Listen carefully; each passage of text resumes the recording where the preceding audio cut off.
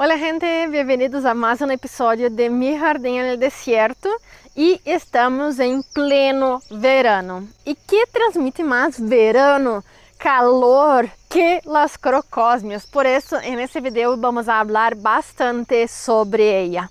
Quédense acá e aprendam todo sobre essa planta magnífica que parece hecha de fuego. Ustedes já sabem, meu nome é Samantha Klein e bem-vindos a Mi Jardín en el Desierto.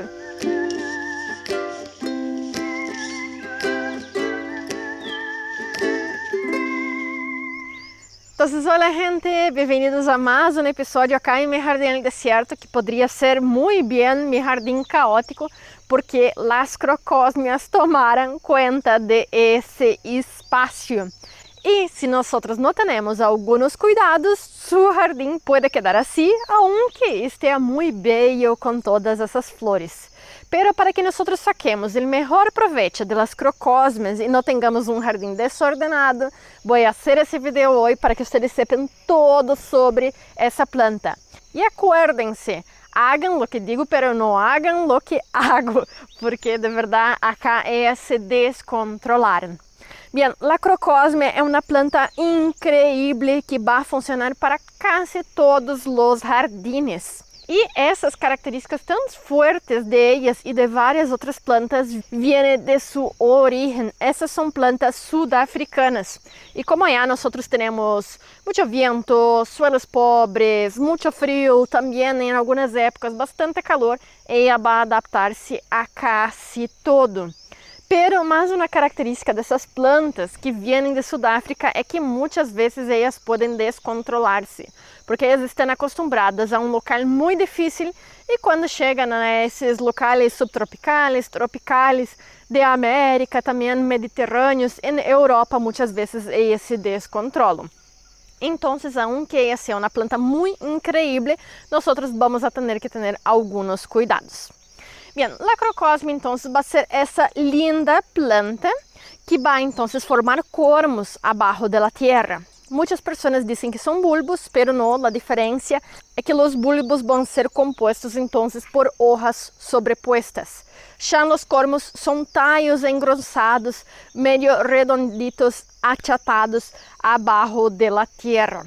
Vão criar essas hojas lanceoladas que parecem espadas em um talho único e vão criar um pendão lindo de flores com essas flores que vão abrindo-se aos poucos, começando por la base, chegando hasta la punta, fazendo com que elas se tumbem. Então, elas sempre vão ter essa característica meio encurvada. O tamanho pode variar bastante. Essa é uma planta média, a crocosmia crocosmifolia. Pero nosotros tenemos también variedades más enanas y también variedades más altas que llegan hasta 2 metros. Y las más bajas van a rondar más o menos a los 60 centímetros.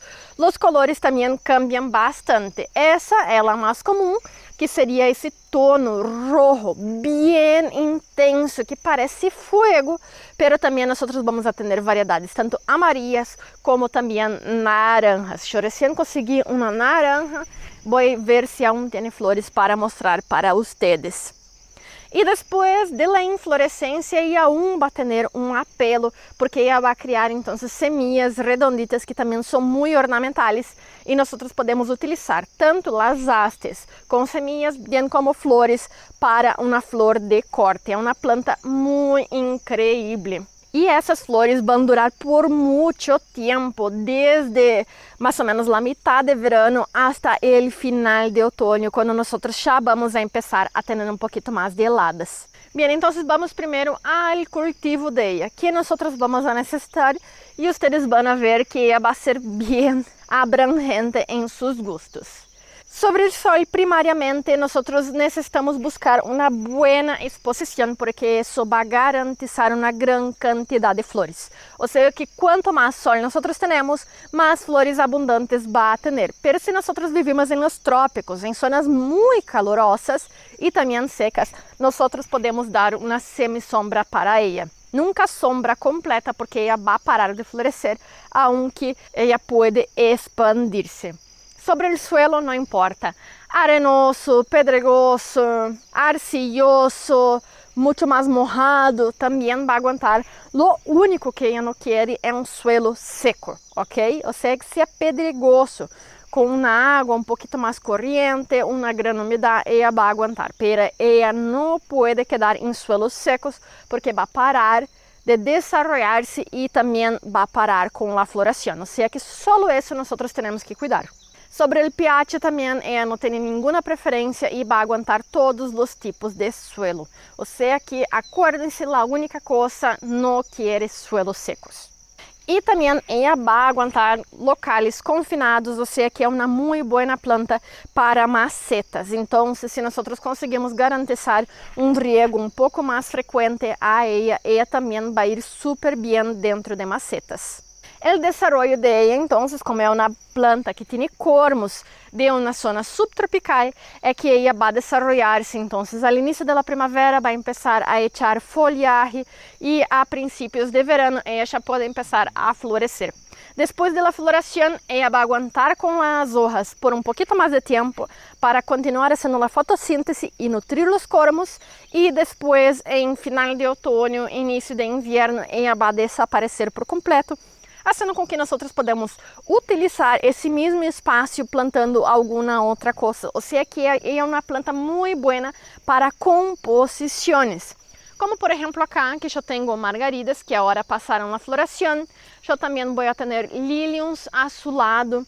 E também aí vai ser muito boa para pôr em um jardim mais tropical, com rudbeckias que vão trazer esse tono amarillo bem forte. Também acá adelante eu tenho ela composta com 1000 ramas blancas, que também queda muito bonita, e sem falar de las dálias, que também vai ser uma ótima composição. Las crocósmias são iridáceas, ou seja que sempre acuérdense que é melhor nós não ponermos plantas da mesma família juntas, porque elas podem compartilhar enfermidades. Ou seja que Iris é a única que eu não pondria junto com ella. Pero aún hablando de enfermedades, é uma planta muito resistente. O único que ella não vai querer é que se o suelo está muito mojado, ella pode começar a desenvolver algumas enfermedades fúngicas, pero também isso não vai comprometer muito sua floração. E também em suelos muito secos, ella também pode começar a originar um pouco de aranha roja. Ou seja que regando um pouquinho por arriba de ella para manter a umidade, nós já vamos a terminar com quase a única plaga que ella pode ser afetada. Bem, e se nós analisamos suas flores, elas vão ser em formação, então, de trompeta, pero não tão largas, fazendo com que ela seja acessível a diferentes polinizadores. Primariamente, o que mais visita elas vão ser os pica-flores acá na América. Desafortunadamente, em los outros continentes não vamos a ter, pero vamos a ter algumas outras aves parecidas. Também, como é mais aberta, os abejorros les vão encantar e também as mariposas e polillas vão conseguir alimentar-se dela. Ou seja que é uma planta muito boa para todos os tipos de polinizadores e vão atrair uma grande diversidade em nosso jardim, fazendo com que ela seja perfeita para esses jardins que tentam atrair um pouquinho mais de fauna silvestre. Seus colores também vão ser muito atrativos para vários polinizadores, visto que ela tem uma gama de colores. Rojos más alrededor, que vai atrair mais as aves, e amarillos ao interior, que vai atrair também muitas abejas. É uma planta muito completa. E acá nós podemos ver como é um pouco seu desenvolvimento.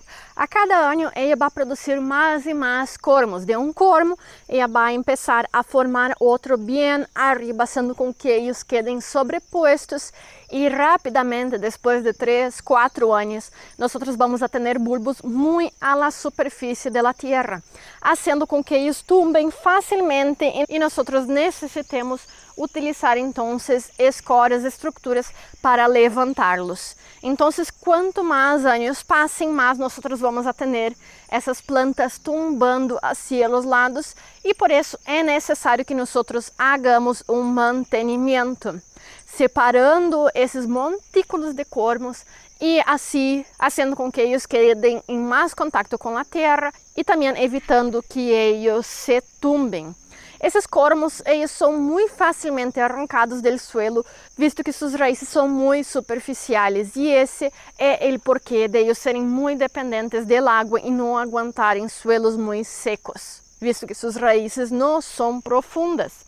E nós podemos facilmente arrancá-los da terra. E assim nós vamos ver seu desenvolvimento. Se nós vemos acá, nós já podemos ver que ele está se elongando um pouco, visto que vai formar-se um cormo novo acá arriba. Ele também vai regalar-nos esses rizomas hacia a los lados, que vai fazer com que se originem novas plantas em uma grande distância, uma mediana distância. Acá nós podemos ver que nós já temos novos formando-se. Por isso, essa pode ser uma planta invasora em vários lugares, como por exemplo acá no sul do Brasil, que elas têm suas condições perfeitas de desenvolvimento.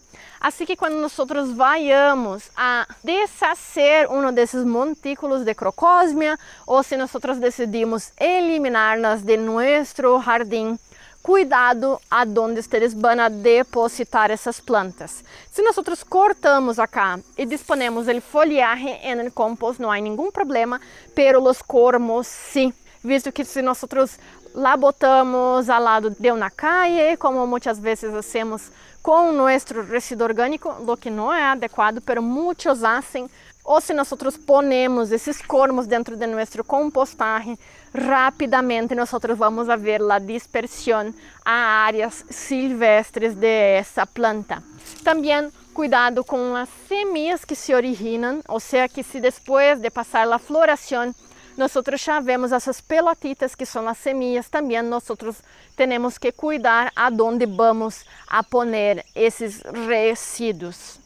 Sua comercialização não é proibida em la maior parte de los países, pero igual nós temos que ter responsabilidade com essas plantas consideradas invasivas.